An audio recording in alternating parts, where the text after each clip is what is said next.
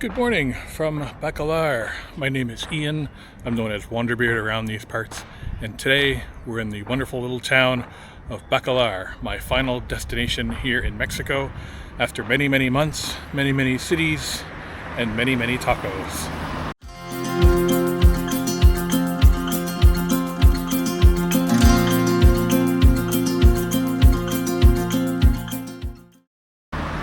Today we're going to take a walk around the town.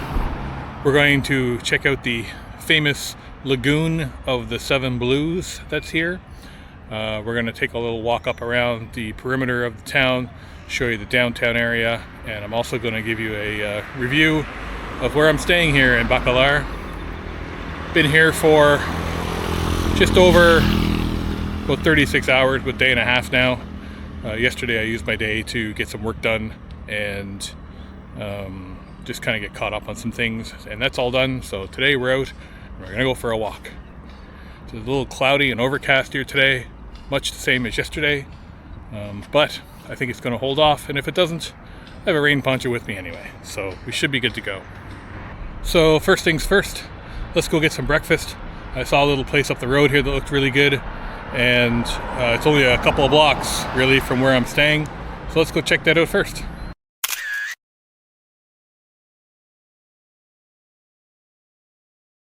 So I just had a really nice breakfast here at Cafe Chen. Great coffee. I had Mexican eggs, which was basically eggs mixed with a bit of cheese and salsa and a few things like that. The whole breakfast, including a nice, again, really good coffee, was 140 pesos. So delicious. Just going to make my way up towards the top of the hill, up to near where the bus station is. And we will continue our little wander around this lovely little tropical town of Bacalar.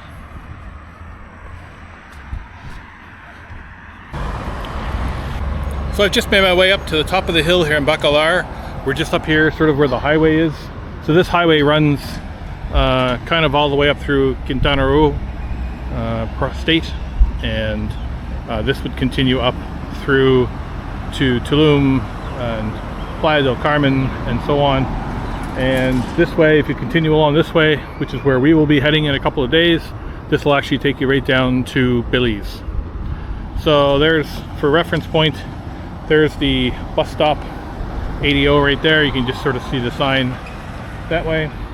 And we're going to take a walk up this way first, and then we'll head down towards the center of town and kind of loop back around to check out the Lagoon at the end, which is just down that way at the bottom of the hill. So let's first get across the street here.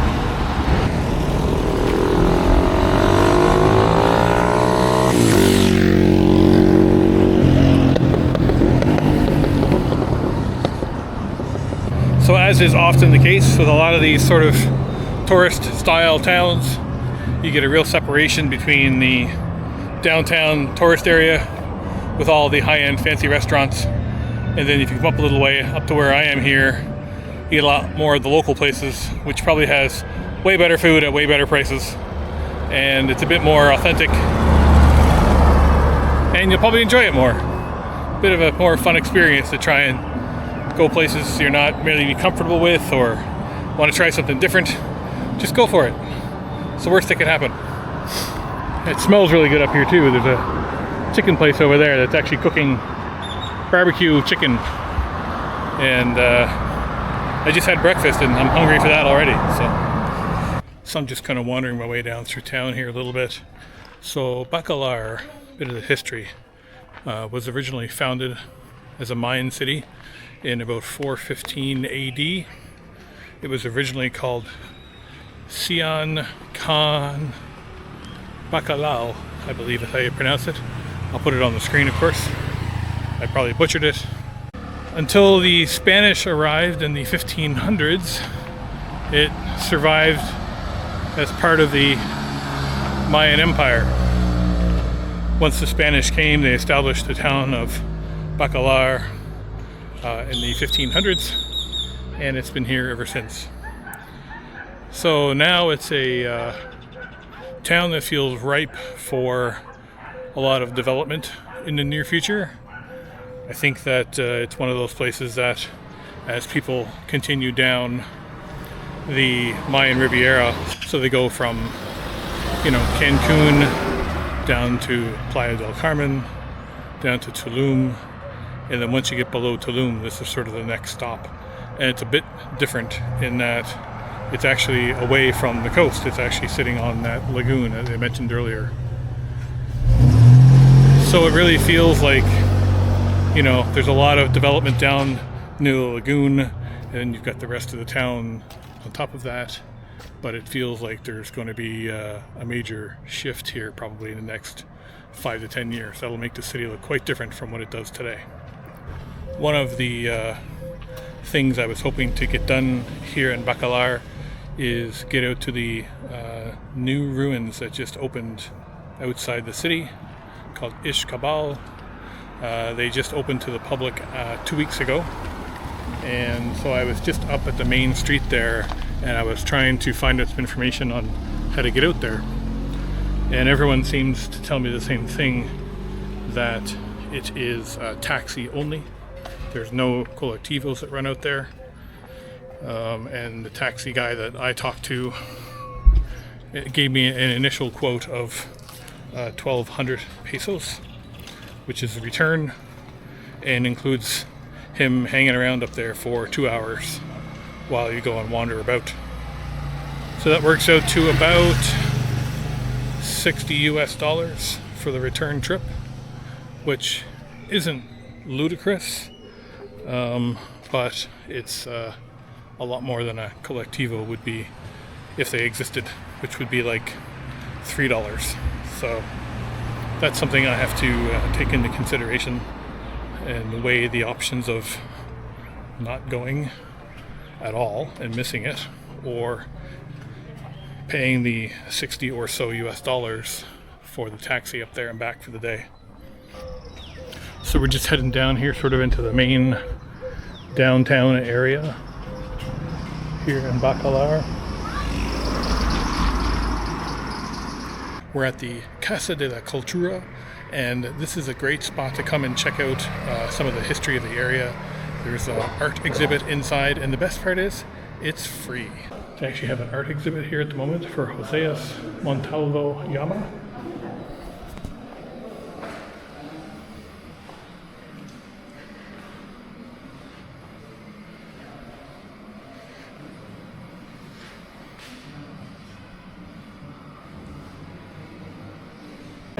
Oigan, este mini mural representa lo que es la creación de nuestro estado de Quintana Roo, dentro del marco de los 50 años de la creación.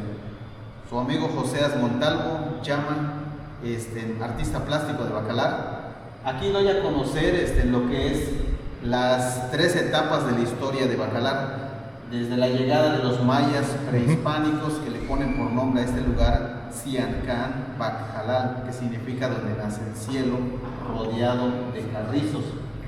Posteriormente a la llegada de los mayas prehispánicos, llegan los españoles para la conquista española, y se da lo que es el tráfico de la madera, conocido como palo de tinte. Empieza el tráfico de esta madera hacia Europa en embarcaciones pequeñas para transportarlos en galeones pesados que se iban a otros continentes. Esto llega a oídos de los piratas, y los piratas llegan a Bacalar a robarse el palo de tinte a los españoles, que en ese entonces Bacalar no era Bacalar, sino que era la villa de Salamanca. Cuando los piratas llegan y atacan Bacalar, se construye el fuerte de San Felipe para defender la villa de Bacalar contra el ataque de piratas. Acabándose la piratería, con los españoles surge lo que es el mestizaje, la relación que hay entre mayas, españoles, y se da el mestizaje. Y en 1847, por esas fechas, los españoles tenían como esclavos a los mayas. Los obligaban a trabajar duramente, sin pago, endeudándose, aprovechándose de la situación de los mayas. Eran oprimidos en cuestiones laborales. Y entonces lo que hacen los mayas, se levantan en guerra en 1847, una guerra llamada guerra de castas, y esa guerra dura 50 años. Es una guerra que dura 50 años. Wow. Entonces, ese movimiento entre mayas y españoles se da un movimiento social que acaba con la opresión y los mayas logran su autonomía. También aquí represento lo que es la ceiba. La ceiba, conocido como el árbol sagrado de los mayas, que representa los 3 niveles del cosmos. Lo que es el inframundo, que son las raíces que conectan hasta la parte del inframundo, la parte más oscura donde los mayas son transportados, y la parte de arriba se considera como la tierra donde estamos los vivos, y la parte de las ramas representan el cosmos. En la cultura maya hoy en día, en los altares se representan los 3 niveles a través de un altar de muertos. El primer nivel, productos que vienen debajo de la tierra, como el camote, la jícama, va en el primer nivel, que representa el inframundo. En el segundo nivel se ponen ofrendas como la naranja, o productos que se obtienen sobre de la tierra. Puede ser los tamales y cosas que uno prepara. Y en el tercer nivel se ponen los santos, se pone la cruz y se pone la fotografía del difunto que ya no está. Eso es lo que representa este pequeño mural, y es un homenaje a la creación de los 50 años del Estado, cuando antes la ciudad de Chetumal, capital del Estado, había construcciones de estilo inglés, el Caribe, el faro, como vigía, ¿no?, de los pescadores que navegan en el Caribe, en el mar. Y con esto viene también la choza maya, la choza que ocuparon los mayas. Pero es una mezcla de ambas culturas, tradiciones, y en sí también tenemos aquí la laguna de Bacalar. Tenemos lo que es el manglar que nutre la laguna, y en el fondo del mural también tenemos los ojos de un jaguar, que son los guardianes de la selva, conocidos como los balam, que son los que cuidan la selva la selva maya. Y así es como represento este mural. En las nubes podemos ver perfiles mayas, como el pacal, que solamente utilizando el pincel, estas figuras se fueron dando por sí solas, sin necesidad de crearlas. No fue con intención, sino fue solamente pintar las nubes nos dio este resultado, ¿no? Y que en las nubes se ven las imágenes del perfil maya. Wow. Y así es como toda la obra que tenemos aquí, que son aproximadamente 22 obras que están representando parte del litoral, parte de la laguna, los manglares, los cenotes, los estromatolitos, el carrizo y todo lo que tiene que ver con la belleza natural de nuestro estado y sobre todo de Bacalar, Quintana Roo. Bienvenidos a esta sala de la Casa de la Cultura de Bacalar. Muchas gracias. Nada, pues servirle. So there's also some more paintings on the walls here, some beautiful giant murals, and then there's this huge open garden space here as well, which is incredible. And what an amazing building. So this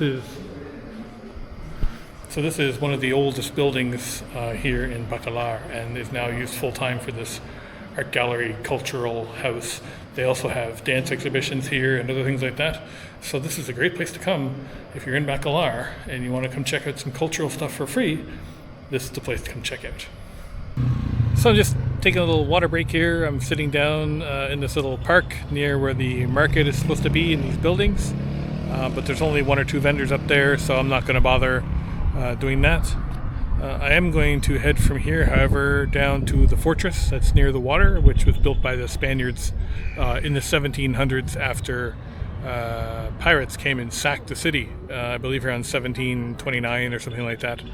And so I thought I'd take a walk down that way, and then down along the water near the lagoon, go grab a bit of lunch at a local place here that has a familiar name if you've watched my video from Cozumel, but it's not the same, like it's not a chain or anything, just happens to be the same name, but it has really good reviews.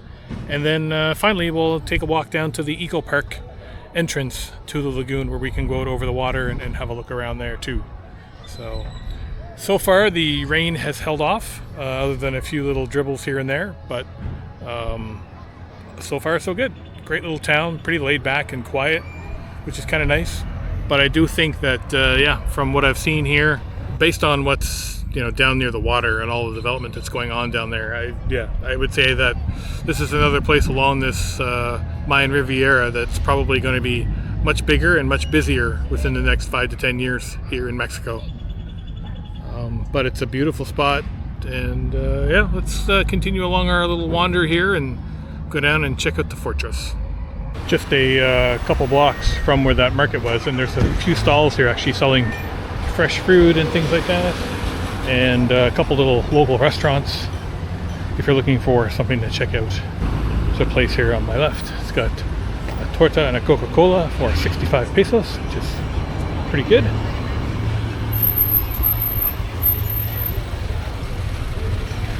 We'll just keep wandering our way down to the fort. Just made our way down here to the Zocalo Central Park in the town, and just going to take a little walk through here. They still have their Christmas tree up. Just for reference point, there's the city office building, Palacio Municipal. There's a little market sort of area just over here. I mean, this whole park is surrounded with little boutique-y places and hotels, and beautiful park. Not super busy, which to me is surprising given that it's a Saturday around noontime. There's a big shaded area here with a roof. People are practicing some dancing, and yeah, there's the rest of the park around here. Beautiful spot. We're just going to make our way through, because if you can just see off in the distance there, that is the fortress here in Bacalar. So this fortress is officially known as the Fortress de San Felipe Bacalar, and it was completed in 1729. The fortress was built after pirates ransacked the city in the early 1700s. So this place was built to try and help fend them off from future attacks, which proved to be successful. So even though it sits on a lagoon off the coast, it was still a popular trading post, which I think is why it was probably ransacked and attacked by pirates. They obviously saw value here in the city. So anyway, the fortress itself was a success. After 1729, the pirate invasions were stopped by the city, so there was nothing more that they could do to kind of get into here. So let's take a walk over. This is just the outside edge of the fortress, and let's go inside and take a look around. Just a quick shot here. You can see the moat that was built all the way around the fortress. Pretty standard style here with these abutments with cannons and a bird in the cannon. Let's make our way around this way to the entrance. So just for your information, if you come here to the fortress, it is 110 pesos for visitors to get in. They give you a ticket like this, and he said video was no problem inside as well. So let's head inside. So let's take a walk up here first and have a look at the view. And again, we'll see more of this lagoon later, but this is kind of a nice higher up perspective. Oh, there's a friend who's leaving me. That's alright. So this is the one of the look off points, and there's a couple towers here as well, but you can see the lagoon here, and you can really see the color difference. I'm going to try and zoom in. You can really see the color difference in the water right there, and it won't come up on the camera, but farther out there where those patchy areas are is a different color again. I can see why they call it the Lagoon of Seven Blues already. So let's continue, have a little walk inside and see what else is here. So it's a pretty standard layout, I would say, for these types of fortresses. It's interesting because it sort of reminds me of a smaller version of the Citadel in Halifax, my hometown. And, similar with the spiky corners. And there's probably a technical term for it other than the spiky corners, but that's what I'm going to call it for now. But there's 4, so this place is sort of laid out in a square, and then inside here is the main building, which we're going to go inside and take a look around. So this is interesting because the information that I had said 1729, but here it actually talks about how the fortress was started, its construction in 1733, and the reason why was to actually prevent pirates and smugglers from stealing not gold, not silver, but the wood here in Campeche. The wood that's here is a really hard, knotty wood, so it was ideal for things like shipbuilding and was very valuable, very prized. And so that was the main reason why the city would get attacked over and over again. And you can see here is 4 different maps of the fortress and some of the improvements. So there's the original, or one of, I should say, the original 1746 plans.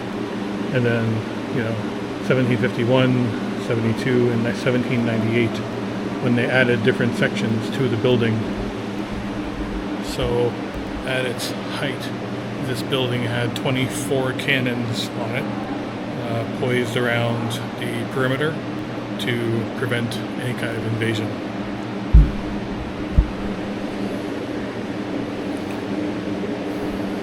The center section here has some different artifacts from the area, some from the fortress itself, and some other that were more pre-Hispanic type things, like these bowls that are here, this statue that's here as well, and a few other things. So this is a layout of the whole fortress. So the points are not the pointy things, they are baluards. And then there was a watchtower in the middle, and then the bridge was originally a drawbridge made of wood that could be raised, so it was the only point of access into the fortress here. But now it's made of stone, obviously, because they don't need to lift it up and down anymore. There's this mural here on the side of the wall, which appears to be like a historical battle between the Spaniards and the locals. Really cool.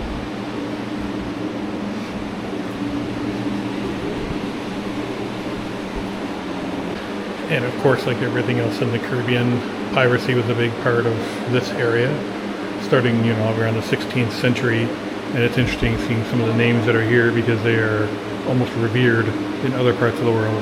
People like Francis Drake, John Hawkins, Mary Read. Those are some people who are, in Europe and other parts of North America and Canada or the US.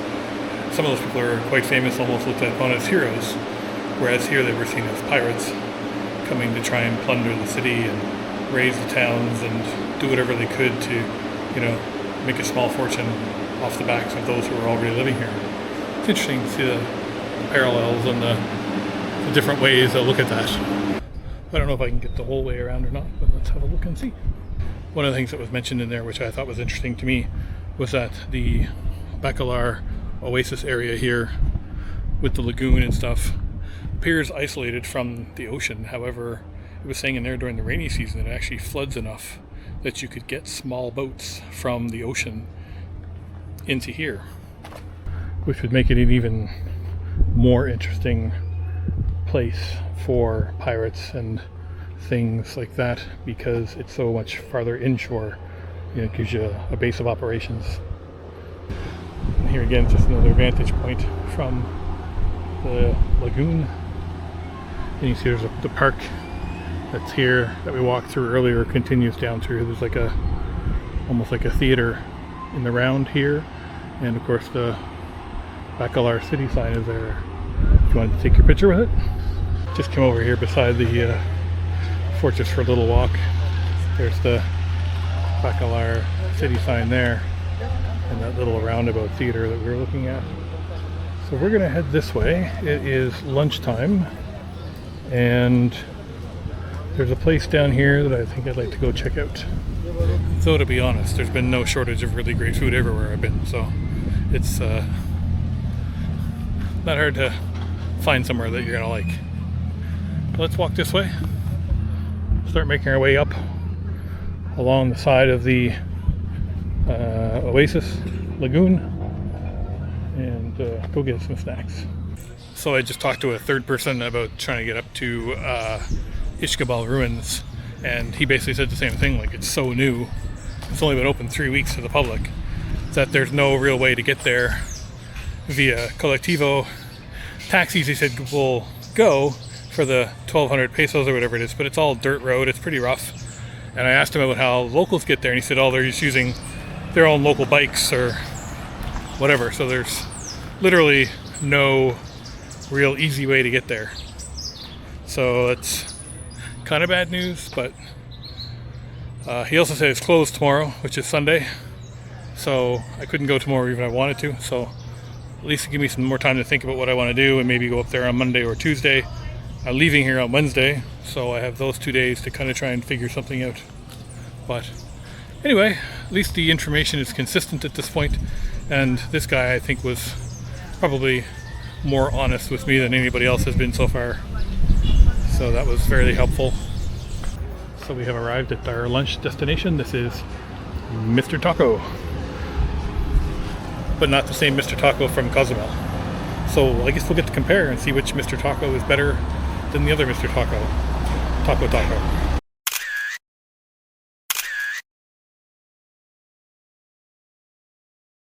So Mr. Taco turned out to be delicious. It's the second time now that I've had like almost like a stew type taco. I had the same thing in Cozumel, and it's delicious. I had 2 beef, 1 chicharron, and 1 mole chicken taco. And yeah, they were 25 pesos a piece, flat price across the board.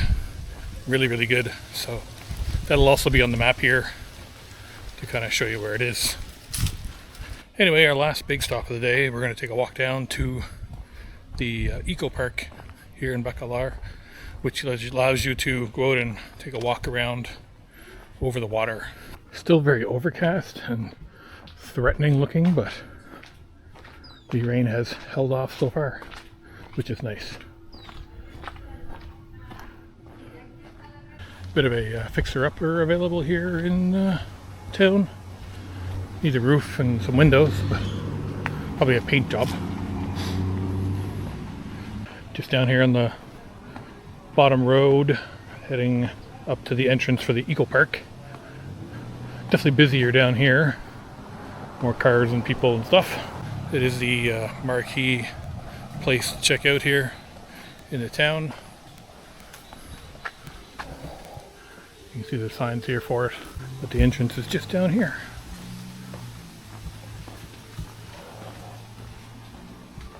So we're just here at the entryway to the Ecopark, and it is 20 pesos to get in, which was very reasonable. And despite the overcast day here, it is still a very remarkable view.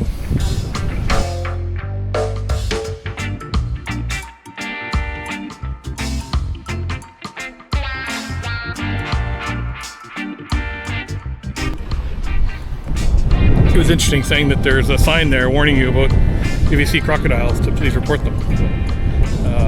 I think that would be, yeah, I think that would definitely happen if I was to see a crocodile. I would definitely want to let somebody know. But anyway,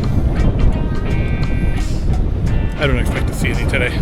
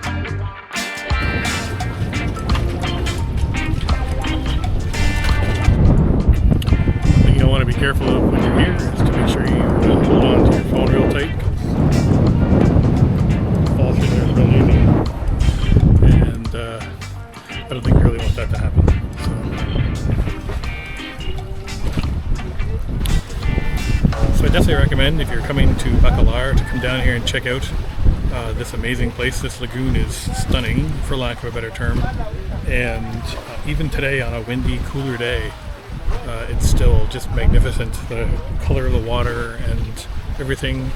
Like I said, it was 20 pesos to get in if you just want to kind of come in and wander around or go for a swim or whatever.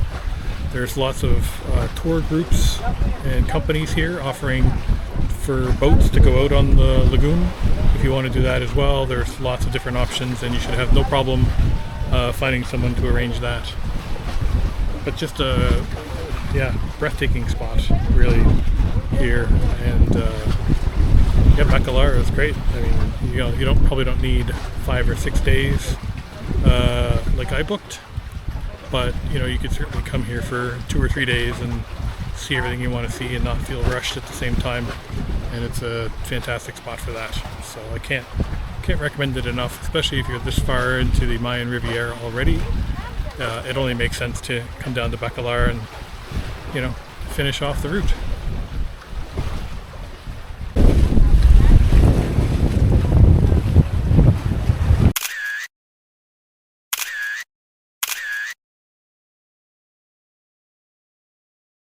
So we're just 2-3 blocks maybe up from the Ecopark, and we're just back to the hotel that I'm staying at. Again, it's just sort of up in a quieter part of town, which I do quite enjoy. We'll get inside and I'll give you a room tour so you can see what $30 get you a night here in Bacalar.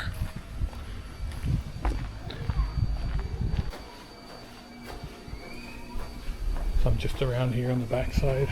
So I thought I'd give you a quick room tour here where I've stayed in Bacalar for the last few nights. This is the Hotel Villas Maya here in Bacalar, and it's just a small 12-room hotel, I think, a little bit up from the downtown area, but as you've heard from other videos in the past, this is kind of the places where I like to stay, where it's a bit more quieter.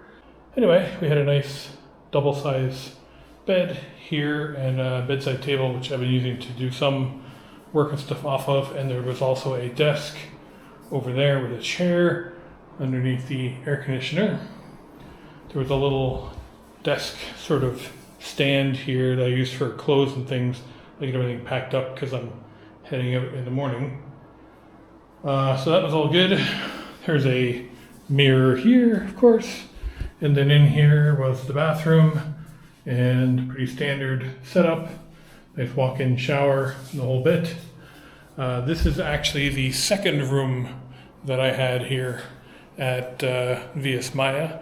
The first room I had was actually up on the second floor, and the hot water stopped working a couple of days ago. So they actually moved me to this other room down here. I would say the room upstairs was probably a bit more modernized in that it looks like it had been recently all sort of remodeled. Had 2 beds in it, a twin and a single. I'm by myself, so it doesn't really matter too much to me either way. But yeah, nice quiet spot. Good to get lots of work done.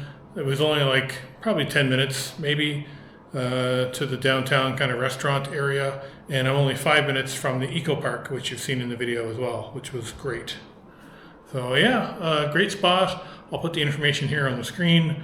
I had initially booked them through booking.com, but then got in touch with them directly through WhatsApp and got a better price through that. So I'll put the WhatsApp price on here along with that number if you want to reach out to them to try and book something down the road. If you're coming to Bacalar and looking for a place that's, I think, pretty affordable for what you get. And again, no real problems other than the hot water, but that was switched out for me to this other room, so that was fine.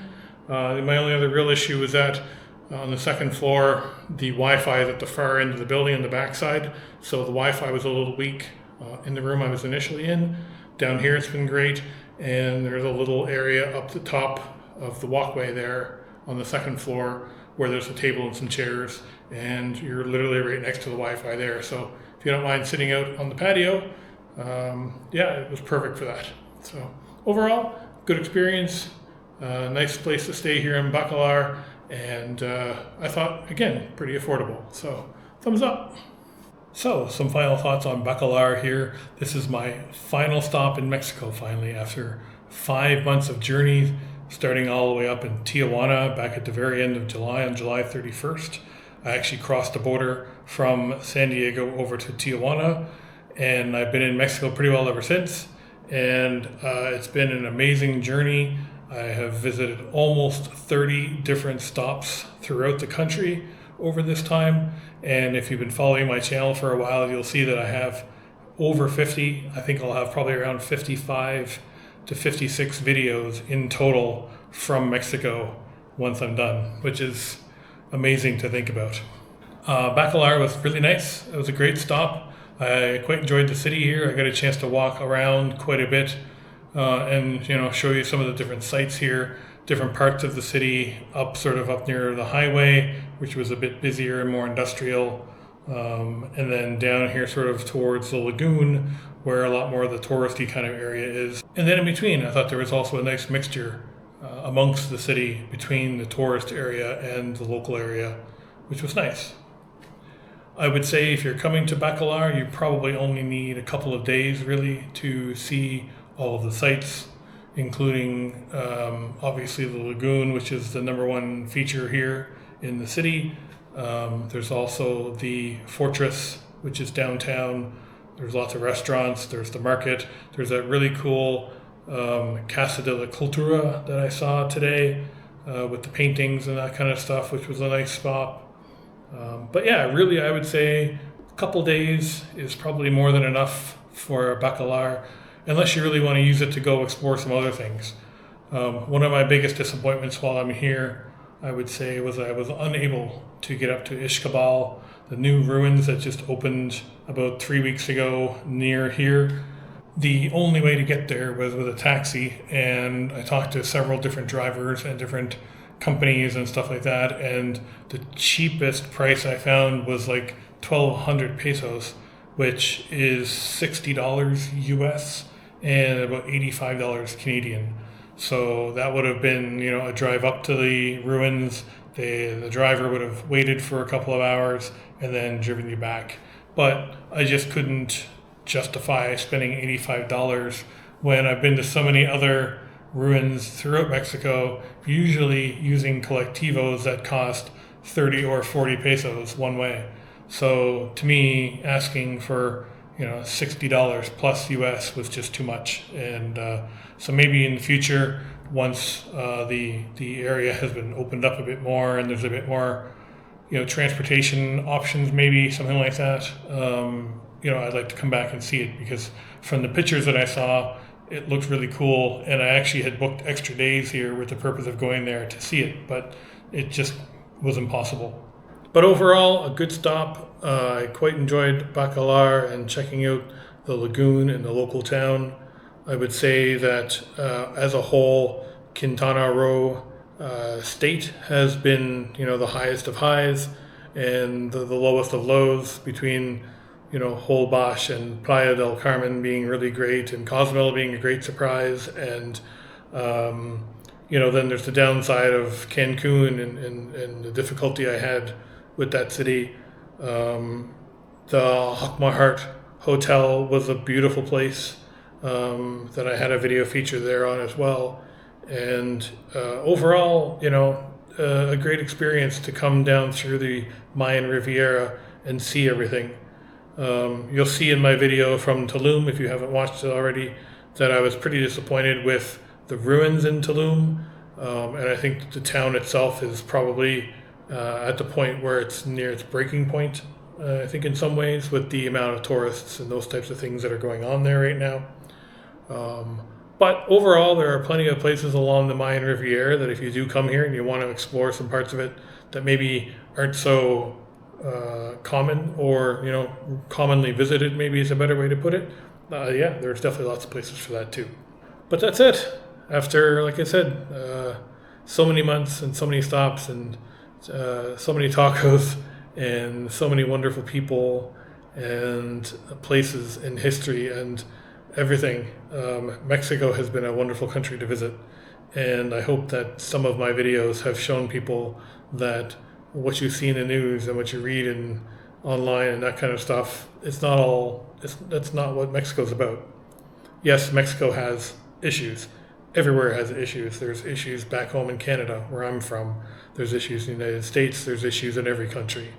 But I think that there's a lot of good in Mexico to see, and I think there's a lot of positives that people will experience if they come here to see it for themselves. Anyway, I'm just rambling at this point. It's a bittersweet departure tomorrow. I'm excited to move on. I'm excited to see Belize for a couple of weeks. I'm excited to move on to Guatemala and El Salvador and Nicaragua and Honduras and Costa Rica and all these other countries. I've been looking forward to those as well. It's been so long going through Mexico and seeing so many great things that it's a little bit sad, I guess, to leave, but that's all part of the travels, right? Is closing one book and opening a fresh one to start anew. I'll also be doing my first video in a new series from Bacalar here. It's going to be a $10 challenge, so you're going to see a video from that show up as what can you buy in Bacalar with $10 in one day. And I think that as a first entry in the series, it'll be quite interesting. These are probably not going to be as polished as some of the other ones that you see, but they will get better with time. But I wanted to make sure I at least did one in Mexico here before I went on to another country. Anyway, that's it. Mexico is complete. Thank you so much for watching. I know I've released a lot of videos for Mexico, probably to the point of exhaustion for some people. But, for me, it was just a matter of just keeping at it, keeping doing it, and keep showcasing all the wonderful places that I've been and all the wonderful history and the people that I've met along the way and everything else. It's been a trip of a lifetime. So if you're new to my channel, please subscribe. If this is your first video, please leave a like and a comment maybe down below to let me know that you were here. Let me know your thoughts on Bacalar and all of my Mexico videos. As of this recording, I'm very close to 5,000 subscribers, and when I get to that number, I'll be doing a live free Q&A for everybody on YouTube. Time and date to be determined, but that will happen shortly thereafter. And I've got some other projects and ideas on the go for the channel, which I'll be announcing very soon, so please keep an eye out for those as well. I'm also adding a new design to my shop for some new t-shirts and things like that. So if you're interested in purchasing one of those, I get a few bucks from each one. I priced them as cheaply as I could so that I wouldn't at least lose any money on them. But if you want an opportunity to buy one, then they are there through the Spreadshirt page on my website at WanderBeard.com or here through YouTube. You just go to the shop section on my page there and you'll be able to pick up the stuff from there. Anyway, that's it. Onward we go, off to Belize tomorrow. Again, thank you so much for watching. I really appreciate it. I do take the time to try and respond to every comment that I get on my videos. I take the time to read them all. And remember, life is short. Wander. I'll see you in the next video from Belize.